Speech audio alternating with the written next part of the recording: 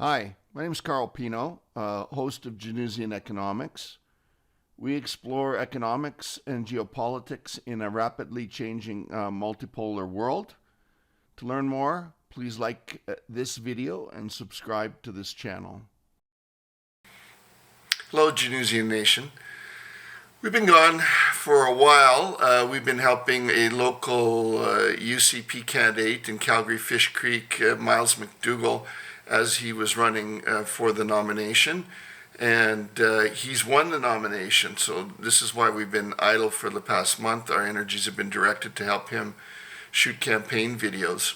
Now, going forward, he won his primary, and he won the nomination, and so now we are going to be supporting him as we have a general election here in Alberta coming up in the next few months. So the amount of videos that we're going to be doing are going to be limited. So yeah, we'll get as many out as we can. The views that we are expressing in Genusian economics, we want to provide a disclaimer here. They don't represent the policy stance of Myles McDougall, nor the UCP party of Alberta. They're only our views, the ones that we express on this channel.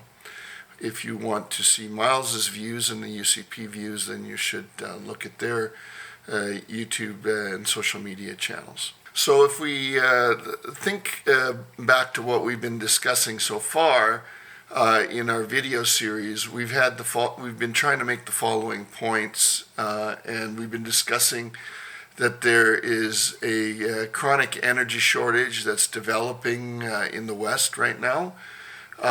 We've been talking about the geopolitical implications of the energy transition, and we are also, at the same time that we are having this energy crisis, the world seems to be moving in a multipolar direction, which we could kind of argue is the West, United States and its allies, versus, say, China and Russia and the global South into what we would call a multipolar world. And this has implications for the U.S. dollar as a reserve currency and the general globalization framework that we've been operating under in the world for the last 30 years or so. Those trends seem to be reversing themselves right now. So our agenda for today is we're going to discuss energy security pre the Russo-Ukrainian conflict. We're going to talk about why China, or at least from our perspective, why we view China as the epicenter of global energy security right now. We're going to discuss how China's been engaged in a build-up while the West has fallen back. And we're going to talk about the potential that China has to weaponize its strategic position and reset the global economy. So that's what we're going to talk about on today's video. So if we look at energy security before the Russo-Ukrainian conflict, we kind of highlighted this idea that there was a trinity of OPEC, the U.S. military, and the petrodollar, which was the force that was providing energy security and economic security to the West and to the broader world. So what were the different roles within this trinity? So OPEC would provide cheap excess crude to the global market. The U.S. military would make sure that the potential choke points in global trade remained secure, and that trade volumes were able to flow. And of course, the U.S. would provide military security for the principal actors in OPEC, which are Saudi Arabia, the United Arab Emirates, and Kuwait. And then the petrodollar system would be the payment system. The U.S. dollar would, by providing stable energy prices as a function of the U.S. dollar, the countries that exported oil, they would be able to put their savings in U.S. Treasury bills and we would have and the U.S. would run a current account deficit, which would essentially finance global trade and the increase in globalization. So you can, of course, click on the link below to see where we've talked about these issues in the past in our video stream. So what's China's role in global energy security? Well, they spent the last decade building their renewable industry, and so as a result, China has a 90% dominance in solar panel raw material processing and manufacturing capacity. China has a dominance of lithium-ion battery manufacturing, with 77% of finished batteries coming from China. And China has anywhere between 60 to 90% dominance in the processing of critical minerals. Now, the problem with that, of course, is that it turns out that the path towards electric vehicles and transitioning our transportation system to electric vehicles actually and renewables flows through China. China is the dominant solar producer. And China, as we'll see momentarily, also is a major gatekeeper in terms of electric vehicles. If you want to compare, by the fact that China controls much of the actual ownership of the critical minerals, as well as the processing.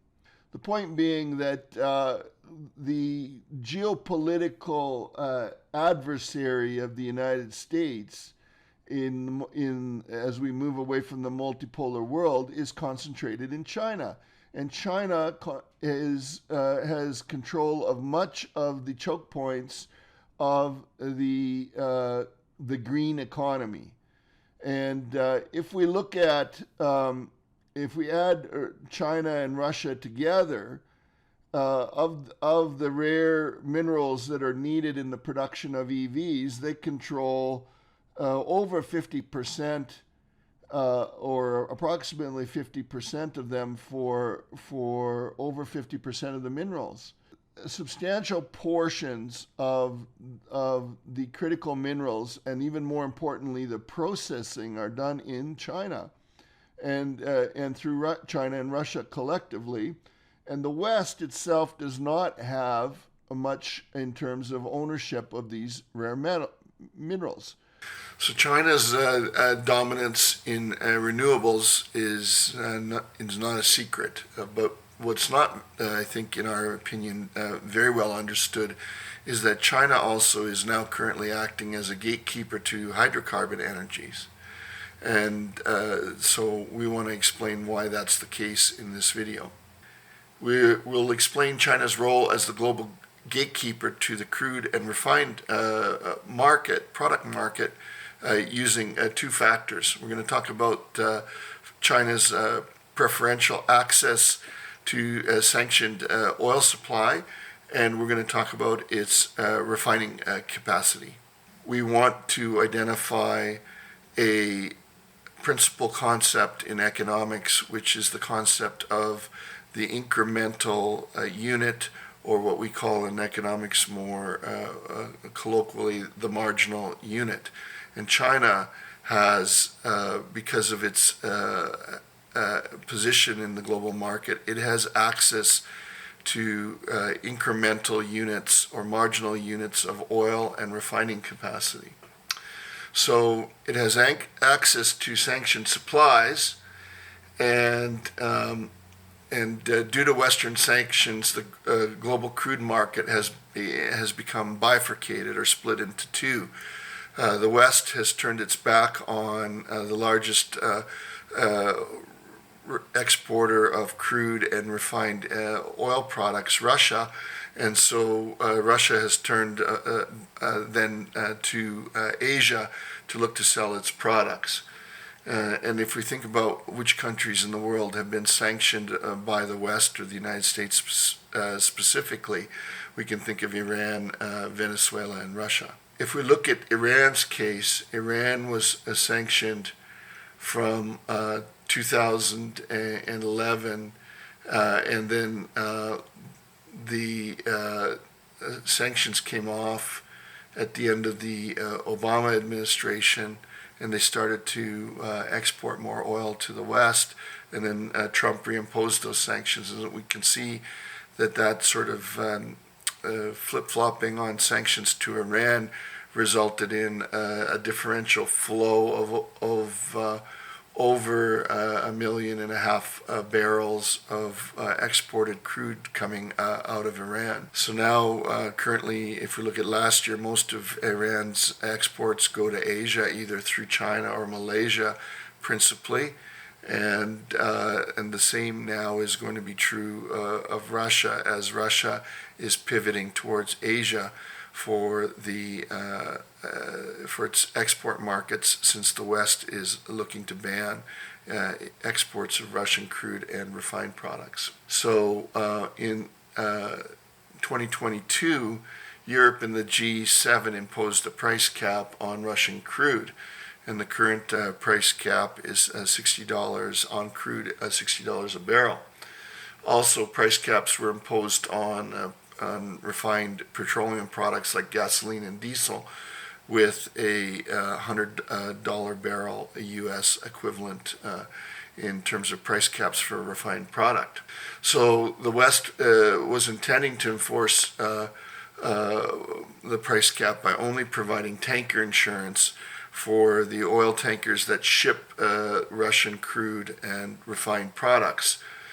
So the cap is actually on Russian seaborne oil. However, despite these caps, Russian crude oil exports have remained resilient. And so has Russian oil product exports have also remained resilient. They found new markets in Africa, for instance. And some of those products have been, Russian products have been transferred from one tanker in the middle of the sea to another tanker and mixed and blended. So the EU has created this technicality with their price cap embargo, where if you, as long as it's not purely Russian oil or refined product, but if it's blended and doesn't have a defined source of origin, then it can still be exported into the European market. So, well, where did the Russian crude go? In December 2022, Russia banned oil sales to countries that were abiding by the oil price cap. I'm citing Reuters now, talking about the consequences of the price cap. Let me read directly from the article. Russia has largely managed to work around the European ban on buying its crude oil, diverting flows mainly to India and China, albeit at prices well below the prevailing crude benchmarks, such as Brent or West Texas Intermediate and Oman, Dubai, etc. China's imports of Russian fuel are expected to hit a record high in February, with commodity analyst Kepler tracking arrivals of 5.62 million barrels from up from 3.8 million in December, which was the previous all-time high. Here's a quote from Market Insider as of February 27th of this year. In a paper titled "Assessing the Impact of International Sanctions on Russian Oil Exports," researchers from Columbia University, University of California, and the Institute of International Finance estimated that Russian oil was selling at an average price of $74 a barrel in the month when the first price cap came into effect. Exports stemming from Russia's Pacific Ocean hubs, which are crucial to trade with China, had an even higher average price of $82. So you can see that with the price cap for crude being $60, and in actuality Russia selling at $74 and $82 a barrel in different markets, that they're still getting a price well above the price cap for their crude. So essentially China and India are buying up crude to launder with other crude from Middle East and then they can either refine it or export it once again as a petroleum product or a blended product. So China is a gatekeeper in global energy security. China has huge refining capacity, so does India. So they, as a result, they are able to act as the marginal sellers of refining capacity in the global economy. So if we look again to Reuters, February 16th of this year, and I'm going to quote once again, total refining capacity in China expanded to 790 million tons per year, or 18.4 million barrels per day. That compares with the U.S. Refining capacity as of December at 17.6 million barrels per day, according to the IEA's latest oil market report. So Chinese refineries have a lower capacity utilization rate. So when we talk about the United States refineries running around what Chinese refineries are running around, they're using 90 to 95% of their total capacity, whereas the Chinese refineries are only operating at somewhere between 70 to 80% capacity, and therefore have the ability to modulate how much refined product is coming onto the global market. So China then manages the flow of oil and products out of the country by issuing export quotas to its individual refiners. This policy is driven by its concern for its energy security. China cut the export quotas in the summer of 2021 and continued to maintain them throughout 2022 in the wake of the Russo-Ukraine war. As a result, the export of fuel products went down, and refining margins in the world went up. So the profit margin that global refiners were making increased, particularly in gasoline and diesel.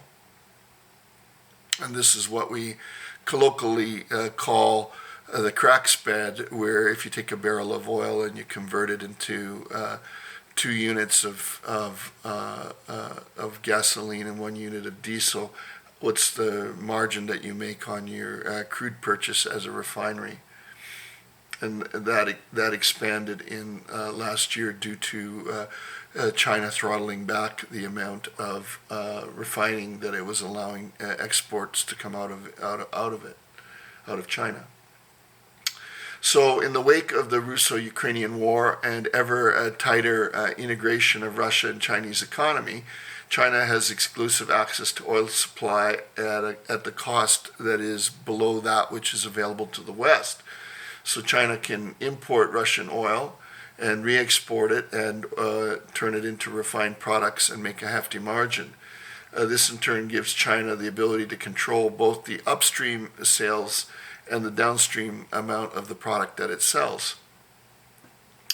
So one of the implications here, as tensions are rising between the United States and China, we see the United States putting various restrictions on Huawei and other and chip sales into China from Taiwan, and various political pressures that China has been feeling from the United States. Is a question of whether or not China might use its power with refining and access to crude to influence global markets. So in the end, we're asking: is China going to potentially weaponize their capacity to control the marginal barrel of crude and refined product in the world? So how would they in practice weaponize it? Well, one of the things that they would do is they would give preferential pricing to their allies. They would force their allies to use the RMB, its currency, and gold settlement for their energy trade. Saudi Arabia has already done a practice run with this, according to a video that we saw from on Wealthy by Simon Hunt, where they traded oil for renminbi to China and settled the excess renminbi that they didn't take in terms of trade back from China. They settled it from gold on the Shanghai exchange. And they could, of course, ultimately blockade product sales to Western partners. And what you're seeing is the enlargement of BRICS Plus. I believe today Egypt has formally announced that they have joined BRICS Plus. We know that from both public statements and private conversations that the countries in the Gulf are going to join it. We know, for instance, that Saudi Arabia has sold some oil to China, which China paid for in RMB. And with those RMB, Saudi Arabia bought gold, probably on the Shanghai Gold Exchange. Mm-hmm. So in my view, that was a test case. Does it work? And the answer is probably yes. I think gold is very central to the BRICS Plus equation. I mean, as to give another example, the trade between Russia and China is growing exponentially, with Russia holding a large trade surplus. That trade surplus is held in a gold differential account with the PBOC. Yeah. So what the Russian economist who is running the financial side of BRICS Plus, developing their new trade and currency platforms, what's now going to happen is that member countries can trade within themselves or even externally eventually on a currency that's based on 20 commodities that they produce, but valued not in US dollars, but in grams of gold. Well, that's it for this video. We don't know where this is going to end, but we just wanted to point out China's unique and developing position that's a function of the sanctions that have been placed on Russia due to the Russo-Ukrainian conflict. Thanks for watching, and we hope to see you again. Take care.